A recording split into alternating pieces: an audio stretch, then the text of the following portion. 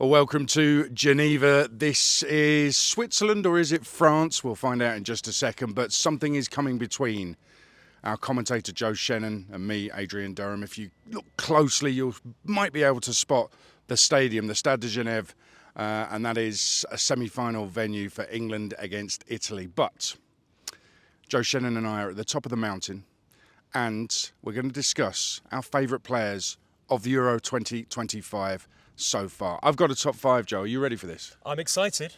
I'm ready to disagree. Why is he ready to disagree already?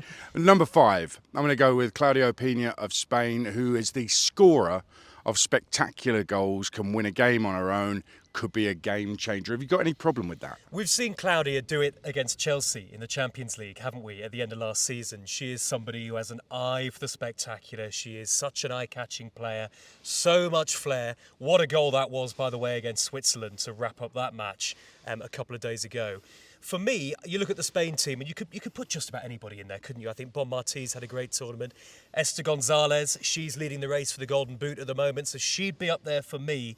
When it comes to Spain, it is almost like take your pick. Yeah, it could be five Spain players, really. And Tash Dow is a big fan of Pateas at this tournament, so she's really turned up. So you could put any of those names in. Number four, I know goalkeepers aren't really footballers, Joe Shennan, who is a goalkeeper.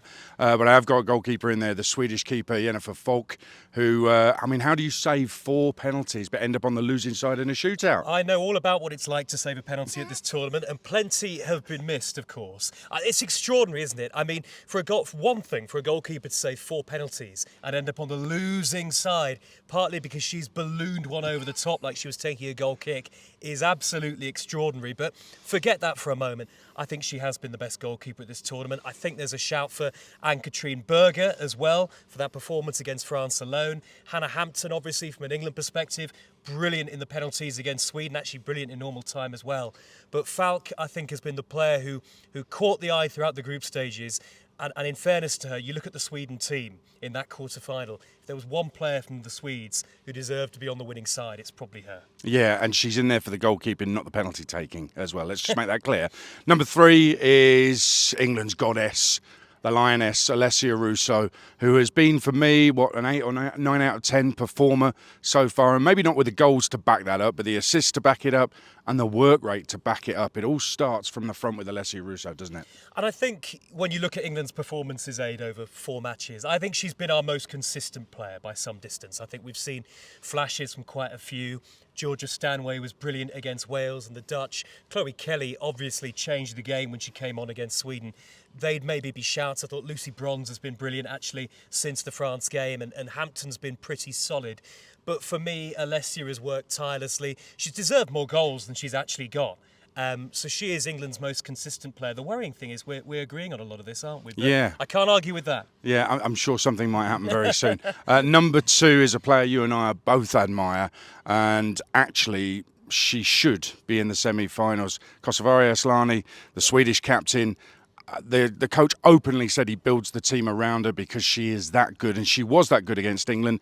Sweden literally couldn't cope without her on the pitch, could they? Well, I think if you're looking for worst managerial decision of the tournament so far, you're looking at the Sweden head coach taking her off when they're 2-0 up. For me, he thought the game was done at that stage. So to take off your captain, to take off your most influential, experienced player against an England team that we know has not played well at times here, but will always fight to the end, couldn't understand it myself. She's an outstanding player, an outstanding footballer, and that was, for me, the big tactical mistake of the tournament so far. Yeah, Captain Fantastic. She was terrific and will be in the WSL for London City Lionesses in the forthcoming season. My number 1 could be controversial to some, but this is based on my own experience of going to a game and watching this player perform. And it is, no surprise, it's not breaking news, that Aitana Bonmati is my number 1. Listen, you're talking about the world's best player. But she had an illness coming into the tournament, recovered from that. I saw her play in Thun against Belgium when Spain won 6-2. And she was sensational. And I was pitch side at ground level. I think it's only then that you kind of realise she was playing quite close to me, sort of on that, coming in from the left on the edge of the box. Very attacking, but also strong in defence, strong holding off her opponent. Her speed of thought gave her more than half a yard on anybody who was close to her. just a sensational watch. Couldn't take my eyes off her. It was a fantastic performance from her, and she's based on that, I think others might say there's been better Spanish performers in this tournament, but for me, that performance puts her as the number one at these Euros so far. And I think it'll be underlined if they go on to win the tournament, because for me, you talk about gifted players with natural talent that you can refine and you can improve, but you can't necessarily coach. It just comes naturally to somebody.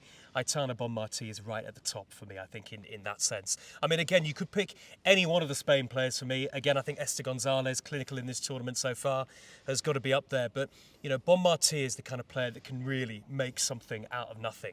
And if England do get to the final, you're looking at Spain's players and you're thinking, well, there are threats all over the pitch, but if we can stop Bonmatí, if we can stop her from playing her game, and that is easier said than done, then we might have an opportunity. But, she's a world champion, and she could well end up this tournament being a European champion. Well, that's my top 5. Is there anybody I've missed? I think there are players that you can throw in. I think when you look at youngsters over the tournament, Switzerland's Iman Benet, who is obviously just joining Manchester City, I think she's going to be a real live wire next season in the WSL 8. I think she's looked super bright. Signe Gaupset of Norway. You look at Norway and they've underperformed once again in a major tournament. Doesn't feel like a happy dressing room. A lot of experienced players who haven't really turned up. Signe Gaupset has, I think, proven that she is the player for the future for Norway. And then I'm going to take you to a couple of the veterans. One on the Italy team, Girelli, who we're going to see tonight. What a tournament she's had. I mean, the passion when she scores goals. She's almost in tears. It's kind of like Marco Tardelli for Italy from years gone by. She just loves football. She loves her country. And there's a bit of disbelief, I think, from the Italians that they're here at a major tournament. So she's got to be in the top 5 for me. And I'm going to throw in katrin-berger as well, because she has made the save of the tournament already. If anybody beats that save against France, the deflection off of the defender, I'll be surprised. So for me, katrin-berger, who's had an amazing personal journey herself, actually, it's worth saying, for me, she'd be in there. Yeah, good choices. There's some good performers at these Euros, and still, we've got more games to come. On AM, on DAB, via the talkSPORT app and on your smart speaker. talkSPORT.